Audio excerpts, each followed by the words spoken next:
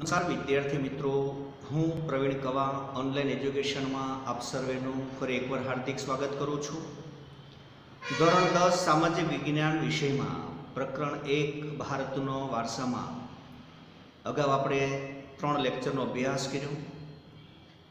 આજે મિત્રો આગળના મુદ્દાઓનો અભ્યાસ કરશું. આપણે દરેક વિદ્યાર્થી પાસે ટેક્સ્ટબુક હશે, સાથે બોલપેન પણ રાખશો, જેથી અગત્યના મુદ્દાઓની નોંધ પણ થશે. આજના લેક્ચરની અંદર મિત્રો પ્રથમ આજનો જે સવાલ રહેશે કે આપણો સાંસ્કૃતિક વારસો અને પ્રાકૃતિક વારસો પરસ્પર ગાઢ સંબંધ ધરાવે છે, એમ શાથી કહી શકાય? તો ફરી એકવાર મિત્રો બંનેની સંકલ્પના રિપીટ કરું છું કે પ્રાકૃતિક વારસો કોને કહેવાય? તો કે જે કુદરત પાસેથી મળેલો છે તેને આપણે પ્રાકૃતિક વારસો કહી શકાય. અને તેની સંકલ્પના જોવા જઈએ તો કે પ્રકૃતિ, પર્યાવરણ, માનવ જીવન વચ્ચેના નિકટતમ સંબંધોનું પરિણામ એટલે પ્રાકૃતિક વારસો. સાંસ્કૃતિક વારસાનો અર્થ જોઈએ તો સાંસ્કૃતિક વારસો એટલે માનવ સર્જિત વારસો કે માનવીએ પોતાની બુદ્ધિશક્તિ, આવડત, કલા, કૌશલ્ય દ્વારા જે કંઈ મેળવ્યું કે સર્જ્યું તેને આપણે સાંસ્કૃતિક વારસા તરીકે ઓળખી શકીએ. મિત્રો પ્રાકૃતિક વારસાની અંદર જે કુદરતી તત્વોમાં નદી, પર્વત, વૃક્ષ, પ્રાણી, જળ, વાયુ, અગ્નિ, આકાશ અનેક પ્રકૃતિની શક્તિઓએ ભારતીય સંસ્કૃતિ દેવી સ્વરૂપ આપ્યું છે. તેને મિત્રો છે એ આપણે દેવી દેવતાના વિશેષ પ્રકારે છે સ્થાન આપ્યું છે અને તેનું પૂજન અર્ચન પણ આપણે કરીએ છીએ. નદીઓને મિત્રો આપણે પવિત્ર ગણીએ છીએ, તેથી તેને આપણે લોકમાતા તરીકે ખૂબ જ ઊંચું સ્થાન આપી તેનું પણ પૂજન અર્ચન કરીએ છીએ. મિત્રો આગળ આપણે ભણી ગયા છે તે પ્રકારે વડ, પીપળો અને તુલસીને પવિત્ર ગણી તેનું પણ આપણે સમયાંતરે પૂજન અર્ચન કરીએ છીએ. વડ સાવિત્રીના દિવસે વડની પૂજા, તુલસી નિત્ય આપણા પ્રાંગણની અંદર છે એ દીવો કે અગરબત્તી દ્વારા આપણે મિત્રો તેમનું પૂજન અર્ચન કરીએ છીએ. પીપળો છે જે મંદિરે હોય તો ત્યાં ફરતા જળાભિષેક અને સૂતરના તાતણાથી પૂજન અર્ચન કરીએ છીએ. અનેક મિત્રો પશુ પક્ષીઓને દેવી દેવતાના વાહન તરીકે આપણે મિત્રો સ્વીકાર્યા છે. અને કેટલાક શાસ્ત્રીય રાગો દિવસના જુદા જુદા પ્રહર ઉપર આધારિત છે. મિત્રો આપણા જે પ્રહર છે એ 3 કલાકનો એક પ્રહર હોય, દિવસના 4 પ્રહર હોય અને રાત્રિના 4 પ્રહર હોય. અને પ્રહર આધારિત મિત્રો આપણા શાસ્ત્રીય રાગો પણ છે. સાથે સાથે મિત્રો પ્રકૃતિ પર આધારિત ચિકિત્સા પદ્ધતિઓ કઈ કઈ છે? તો કે આયુર્વેદ, યુનાની, નેચરોપેથી મિત્રો છે એ સંપૂર્ણપણે એ કુદરત પર આધારિત મિત્રો એ ચિકિત્સા પદ્ધતિઓ છે. તો આ પ્રકારે ભારતનો પ્રાકૃતિક સાંસ્કૃતિક વારસો. ત્યારબાદ જે ભારત દેશની અંદર આવેલી જુદી જુદી મિત્રો વિવિધ પ્રજાઓની વાત કરીએ તો પહેલાં 6 પ્રજાનો સામાન્ય મિત્રો નામ સાથે પરિચય આપીએ. દરેકના મિત્રો છે એ 6 પ્રજાની અંદર જોડકા પણ બને છે 2 થી 3 પ્રકારના. એક તો એના નામ અને અન્ય પેટા નામ, પછી ક્યાંથી ભારતમાં આવ્યા તેના સંદર્ભે જોડકું, ત્રીજું એની શારીરિક વિશેષતા એના સંદર્ભે જોડકું. તો આવા પ્રકારે મિત્રો જોડકા બની શકે. તો ભારત દેશની અંદર મિત્રો આવેલી પ્રજાની વાત કરીએ, કઈ કઈ પ્રજા જોવા મળતી? તો કે નેગ્રીટો એટલે અપસી પ્રજા, ઓસ્ટ્રેલોઇડ એટલે નિષાદ પ્રજા, દ્રવિડ લોકો જે મૂળ ભારતના, અન્ય પ્રજામાં આલ્પાઇન, ડિનારિક, આર્મેનોઇડ, મોંગોલોઇડ પ્રજા. મોંગોલિક પ્રજા છે એ કિરાત તરીકે ઓળખાય છે અને આર્યો મૂળ ભારતના જે નોર્ડિક તરીકે ઓળખાય છે. તો આ પ્રકારે મિત્રો 6 પ્રજાનો પરિચય આપણે મેળવી. દરેકે દરેક પ્રજાની અંદર મિત્રો ખાસ એની 3 બાબતોને ધ્યાનમાં લેવી. એક તો મિત્રો છે એનું પેટા નામ શું છે, ભારતમાં ક્યાંથી આવ્યા છે અને જો તેની શારીરિક વિશેષતા હોય તો એ પ્રકારે. તો પહેલી પ્રજાનો મિત્રો આપણે પરિચય પ્રાપ્ત કરીએ, નેગ્રીટો અપસી પ્રજા, જેને નિગ્રો તરીકે પણ ઓળખવામાં આવે છે, જે ભારતના સૌથી પ્રાચીન નિવાસીઓ છે. કેટલાક ઇતિહાસકારોનું માનવું છે કે નેગ્રીટો અપસી આફ્રિકામાંથી બલુચિસ્તાનના રસ્તેથી ભારતમાં આવ્યા. મિત્રો વિદ્યાર્થી મિત્રો ખાસ આ શબ્દને ધ્યાનમાં લેજો, સમજાવું છું પરીક્ષક દ્વારા તમને છે એ કેવા પ્રકારે ભૂલ કરવામાં આવે, તમારાથી મિત્રો કેવી ભૂલ થાય, પરીક્ષકો તમને કેવા ઓપ્શન આપે.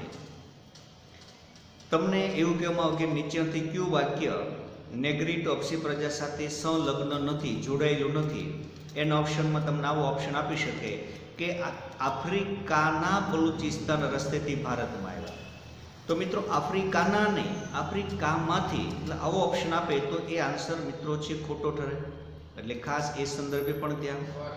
જેનો વર્ણ મિત્રો શ્યામ છે, 4 થી 5 ફૂટ ઊંચા, માથે વાંકડિયા વાળ ધરાવતા હતા. ફરી એકવાર રિપીટ કરી નાખું છું. નેગ્રીટો અપસી પ્રજા ભારતના સૌથી પ્રાચીન નિવાસીઓ છે. કેટલાક ઇતિહાસકારોનું માનવું છે કે નેગ્રીટો નિગ્રો અપસી પ્રજા આફ્રિકામાંથી બલુચિસ્તાનના રસ્તેથી ભારતમાં આવેલા, 4 થી 5 ફૂટ ઊંચા, માથે વાંકડીએ વાળ ધરાવતા હતા. એવી જ મિત્રો છે બીજી અન્ય પ્રજા છે દ્રવિડ પ્રજા, દ્રવિડ સંસ્કૃતિ. તો દ્રવિડ સંસ્કૃતિ, દ્રવિડ વિશે મિત્રો છે નોંધ લોકો. દ્રવિડ સંસ્કૃતિનો પરિચય આપો, આવો સવાલ પણ તમને પૂછી શકે. તો મિત્રો દ્રવિડો છે મૂળ ભારતના. અને પહેલી લાઈનમાં જ મિત્રો એના બે શોર્ટ સવાલ બને કે કઈ સંસ્કૃતિના સર્જક છે ને કઈ સંસ્કૃતિના સીધા વારસદાર માનવામાં આવે છે. તો એના જવાબમાં સિંધુ ખીણની સંસ્કૃતિને બોલપેનથી બોક્સ કરજો. સિંધુ સંસ્કૃતિના સર્જક છે એ પાષાણ યુગની સંસ્કૃતિ શબ્દને બોલપેનથી બોક્સ કરી પાષાણ યુગની સંસ્કૃતિના સીધા વારસદાર પણ મનાય છે. તેઓએ શાની સમજ આપી, આવો પણ ટૂંકો સવાલ બને.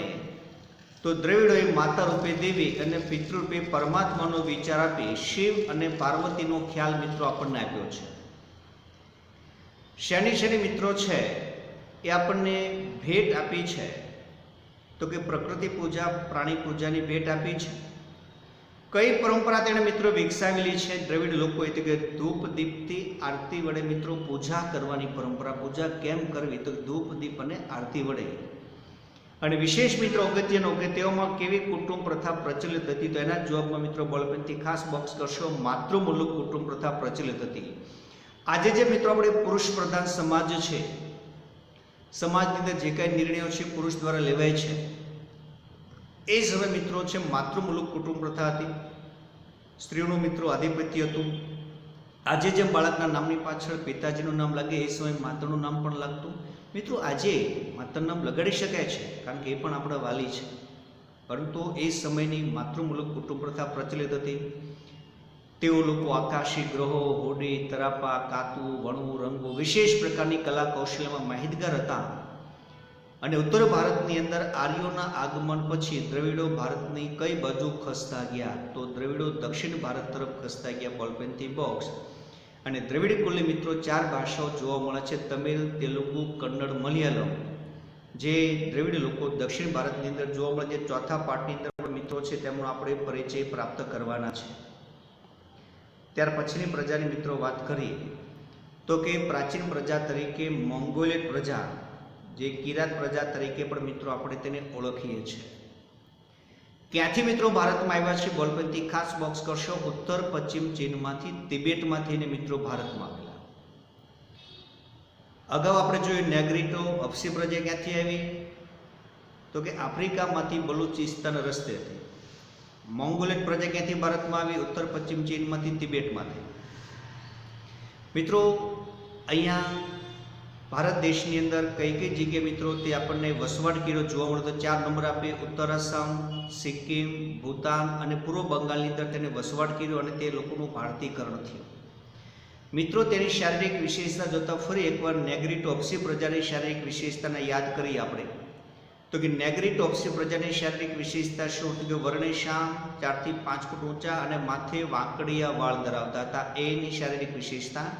અહીંયા મોંગોલિયનની શારીરિક વિશેષતા કે પીળો વર્ણ, ચપટો ચહેરો, ઉપસેલા ગાલ અને બદામ આકારની આંખો. જો મિત્રો બદામ આકારની આંખો છે, બદામી આંખો નથી. એટલે જ્યારે પણ તમને મિત્રો ઓપ્શનની અંદર આપે ત્યારે આપણે ત્યાં ભૂલ ન થાય એનો પણ ખાસ ધ્યાન રાખજો. પીળો વર્ણ, ચપટો ચહેરો, ઉપસેલા ગાલ, બદામ આકારની આંખો વગેરે શારીરિક વિશેષતા કઈ પ્રજાની છે? આવો પણ સવાલ પરીક્ષક પૂછે તેના જવાબમાં આવશે મોંગોલિયન કિરાત પ્રજા.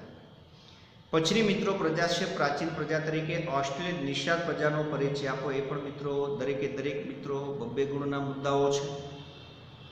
તો એ ક્યાંથી ભારતમાં આવી? તો કે અગ્નિ એશિયામાંથી ભારતમાં આવી.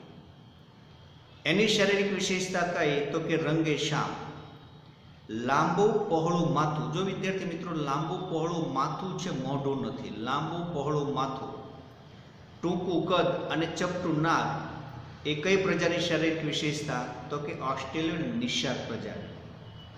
મિત્રો તેમને નિષાદ તરીકે કઈ પ્રજા ઓળખાવે છે? તો ભારતમાં આવેલા આર્યો તેને નિષાદ કહેતા. અને અન્ય કઈ પ્રજા મિત્રો નિષાદ તરીકે ઓળખાય? તો કે ભીલી પ્રજા પણ મિત્રો છે નિષાદ તરીકે ઓળખાય છે. અને ભારત દેશની અંદર તેના મિત્રો જાતિ તત્વો ક્યાં ક્યાં જોવા મળે? તો ભારતની કોલ અને મુંડા જાતિ, અસમની ખાસી પ્રજા, નિકોબાર બ્રહ્મદેશની અંદર આ જાતિના જાતિ તત્વો આપણને લક્ષણો જોવા મળે છે. ભારતીય સંસ્કૃતિ અને સભ્યતાના વિકાસમાં પણ ઓસ્ટ્રેલિયન નિષાદ પ્રજાએ ખૂબ જ મહત્વનો ફાળો આપ્યો છે. તે કેવા કૌશલ્ય ધરાવતા હતા, કેવા પ્રકારના કાર્યો કરતા હતા?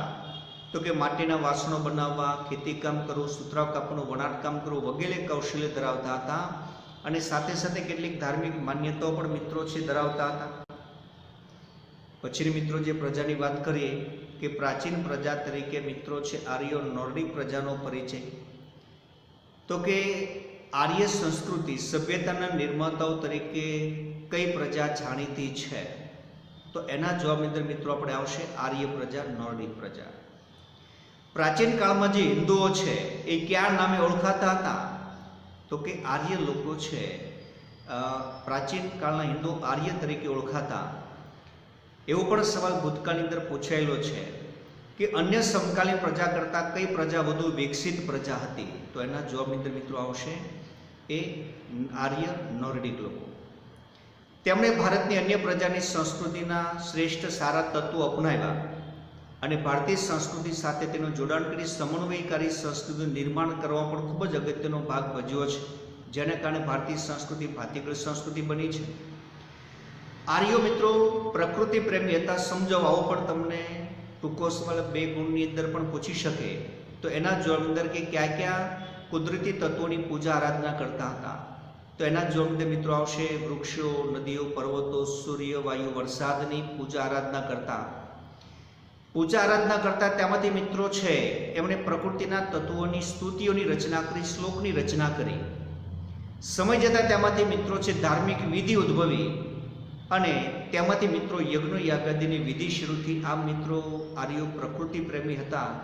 સાથે સાથે ધર્મ પ્રત્યે પણ વિશેષ મિત્રો તેનું જોડાણ થયું. આર્યોની મુખ્ય વસ્તીવાળા પ્રદેશ મિત્રો કયા નામે ઓળખાય છે? તો એના જવાબ મિત્રો આવશે આર્યવર્ત નામના પ્રદેશ તરીકે. જો આર્યવર્ત છે, આર્યવ્રત નથી, જે આપણે અગાઉના લેક્ચરમાં પણ આપણે ભણ્યા હતા, પ્રથમ લેક્ચરમાં. આર્યો શરૂઆતની અંદર ભારત દેશના કયા ભાગની અંદર તેણે વસવાટ કર્યો? તો એના જવાબની અંદર આવશે વાયવ્ય. શબ્દને બોલપેનથી ખાસ બોક્સ કરશો.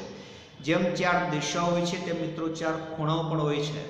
તો વાયવ્ય ખૂણાની અંદર જ્યાં 7 મોટી નદીઓ છે, ગંગે, યમુના, સરસ્વતી, સિંધુ, કાવેરી, નર્મદે, ગોદાવરી જેવી, તેથી તે સપ્ત સિંધુ પ્રદેશ પણ નામ મિત્રો આપવામાં આવ્યું છે.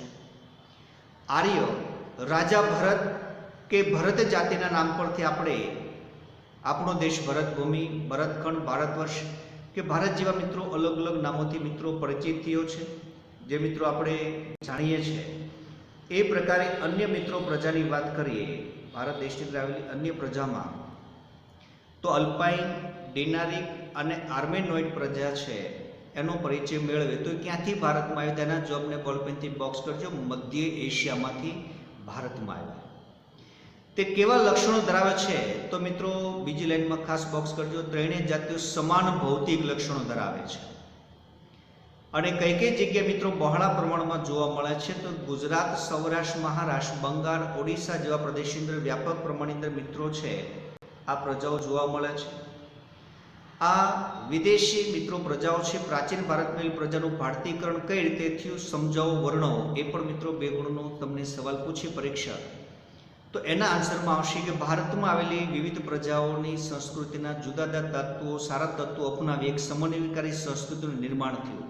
ભાતીગળ સંસ્કૃતિ મિત્રો જે છે એ વિશેષતા સભર બની અને સમયાંતરે ભારતમાં આવેલી આ બધી જ પ્રજાઓ વચ્ચે કઈ રીતે સંમિશ્રણ થયું? તો ખાસ બોલપેનથી બોક્સ કરજો. લગ્ન સંબંધો દ્વારા, વ્યાપારિક સંબંધો દ્વારા, કૌટુંબિક સંબંધો દ્વારા મિત્રો આ દરેક પ્રજાનું ભારતીકરણ થયું.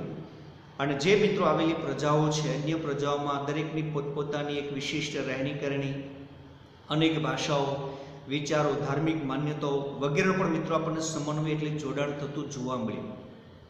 આમ પ્રારંભ કાળથી જ આપણા દેશમાં એક સમન્વયકારી સંસ્કૃતિનું નિર્માણ થયું, આવો સવાલ પૂછે તો પણ મિત્રો આજ તેનો જવાબ લખવાનો રહે.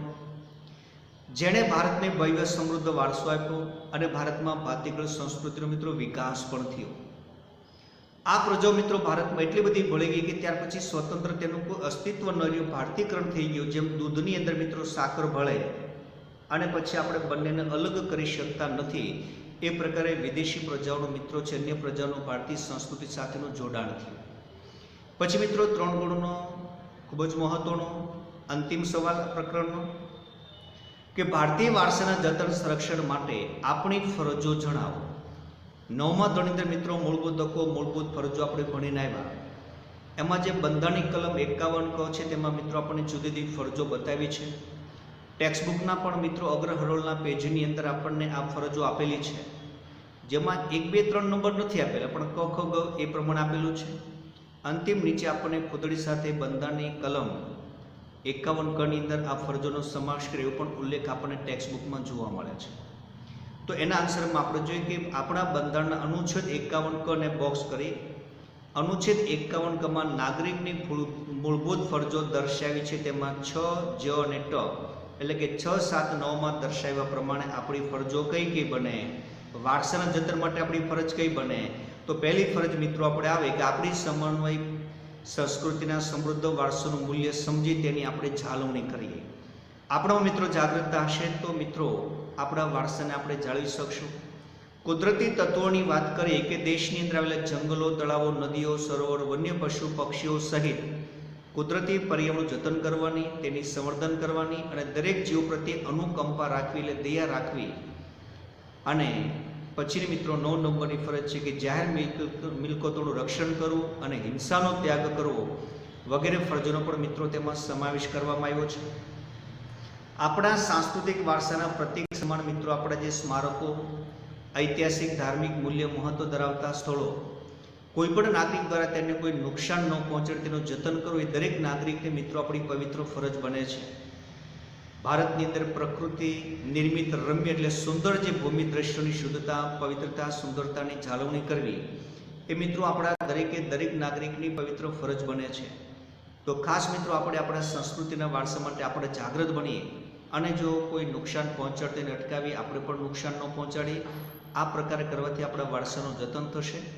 તો મિત્રો આજના લેક્ચરમાં આપણે અહીંયા સુધી, ફરી પાછા આપણે નવા પ્રકરણ સાથે મળશું. ત્યાં સુધી આવજો.